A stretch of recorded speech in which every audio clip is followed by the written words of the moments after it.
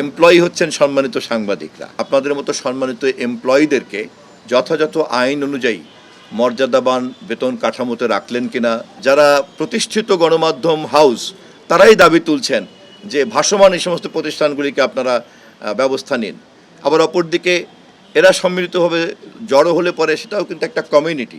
আমি দুজনের কাছে প্রশ্ন, উপদেষ্টা এবং মাননীয় তথ্যমন্ত্রী, আপনারা মানে দেখা যাচ্ছে সাংবাদিকদের মানে নিরাপত্তা, আর্থিক এবং যে সামাজিক নিরাপত্তা, এটা খুবই কম। এবং আপনি দেখেছেন অলরেডি, যদিও আপনার মাত্র ক্ষমতা এসেছে, প্রেস যে গণমাধ্যমের যে স্বাধীনতা সুযোগ সেটা তো বাংলাদেশে অবনমন।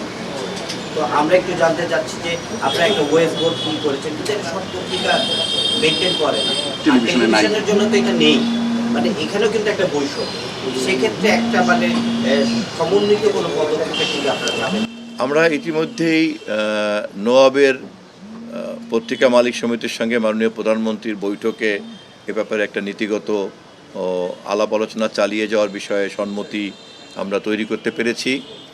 এরপরে আমরা টেলিভিশন মালিক সমিতির সঙ্গেও সরকার প্রধান মাননীয় প্রধানমন্ত্রীর সঙ্গে বৈঠক হবে। আমরা যেহেতু এটা মূলত মালিক পক্ষের বিষয়, এটা তো একটা শিল্প এবং এটা মূলত তো উদ্যোক্তার বিষয়, এবং এখানে এমপ্লয়ার হচ্ছেন তারা, এমপ্লয়ি হচ্ছেন সম্মানিত সাংবাদিকরা। তথ্য মন্ত্রণালয়ের দায়িত্বে থাকার কারণে, আপনারা এই জগতের সম্মানিত পেশার মানুষ হওয়ার কারণে আমরা সরকারের পক্ষ থেকে এমপ্লয়াররা আপনাদের মতো সম্মানিত এমপ্লয়িদেরকে যথাযথ আইন অনুযায়ী মর্যাদাবান বেতন কাঠামোতে রাখলেন কিনা, জবের সিকিউরিটি থাকলো কিনা, নিরাপত্তা থাকলো কিনা, দেশের প্রচলিত আইন অনুযায়ী তাকে নিশ্চিত করার উদ্যোগ আমরা গ্রহণ করব। কিন্তু রাজি করাতে হবে কিন্তু ওই বেসরকারি উদ্যোক্তা এবং মালিকদেরকে। আমাদের মন্ত্রণালয়ে অন্যান্য সমস্যার মতো এই সমস্যাকেও আমরা খুব যথাযথভাবে চিহ্নিত করেছি।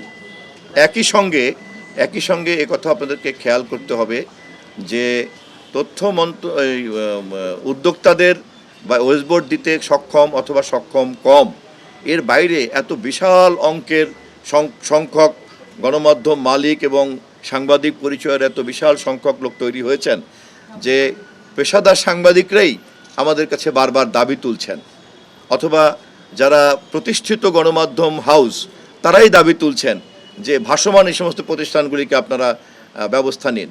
আবার অপরদিকে এরা সম্মিলিতভাবে জড়ো হলে পরে সেটাও কিন্তু একটা কমিউনিটি। ফলে আমাদেরকে কিন্তু সব দিক বিচার বিবেচনা করে করে করে করে পথ চলতে হচ্ছে। তবে আমরা খুব আশাবাদী, সকল অংশীদারদেরকে সাথে নিয়ে অচিরেই সমাধান করব ইনশাল্লাহ।